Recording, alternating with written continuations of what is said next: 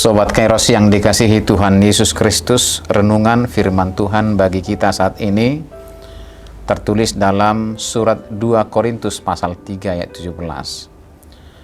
Sebab Tuhan adalah roh, dan di mana ada roh Allah, di situ ada kemerdekaan.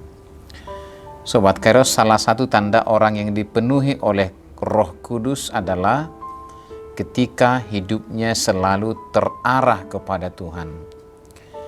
Keterarahan hidup kepada Tuhan itu akan menjadikan jalan hidup, cara hidup, dan bahkan visi misi hidupnya akan selalu ada dalam Tuhan.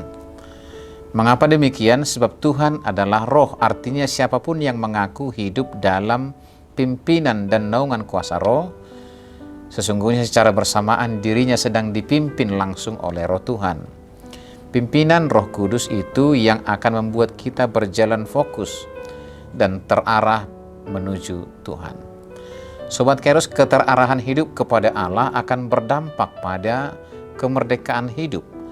Sebab di mana ada roh Allah, di situ ada kemerdekaan. Kemerdekaan hidup itu bukan semata kebebasan semu dan kemerdekaan berbuat sesuka hati dalam hidup. Kemerdekaan yang dimaksud adalah kemerdekaan yang datang melalui Kristus, yang prinsip utamanya adalah pembebasan dari hukuman dan kelepasan dari perbudakan dosa dan kuasa iblis. Artinya semakin kita merasa bebas atau merdeka, sesungguhnya semakin baiklah hidup kita. Semakin jujur, semakin tulus, semakin saleh, dan semakin peduli kepada sesama. Kemerdekaan sejati sesungguhnya adalah kesediaan hati untuk bertobat serta kesediaan hati untuk sepenuhnya menghadap kepada Tuhan. Sobat Kairos, kemerdekaan hidup tidak datang begitu saja. Kemerdekaan sejati hanya dapat diperoleh dengan iman dan kesediaan untuk menerima kuasa Roh Kudus sebagai pemandu satu-satunya dalam hidup. Pembebasan sejati dimulai dari iman penuh kepada Kristus dan penerimaan kepada Roh Kudus.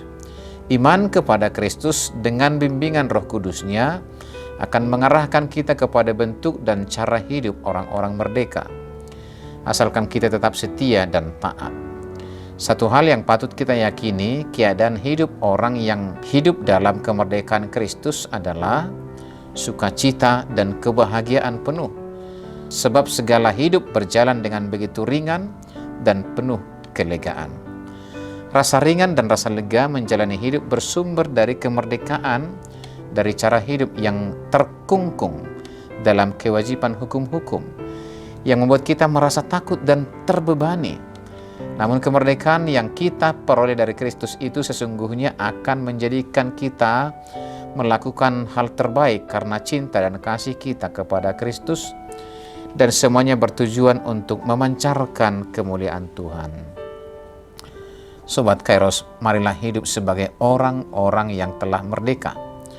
Jangan lagi mau diperhamba oleh dosa dan kuasa iblis.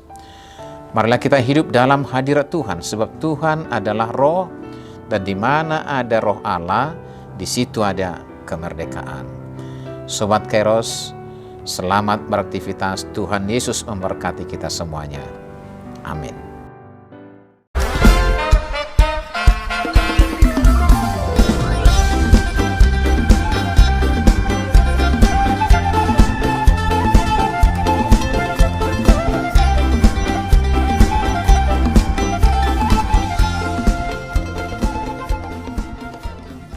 Tahun ini merupakan tahun yang bernuansa kesatuan hati bagi seluruh gereja HKBP. Kita telah menetapkan orientasi pelayanan tahun 2022 sebagai tahun kesehatian di bawah terang tema sehati sepikir dalam satu kasih, satu jiwa, dan satu tujuan dari Filipi 2 ayat 2. Dan subtema mewujudkan kesehatian dan kesetiakawanan bagi gereja, masyarakat, dan bangsa.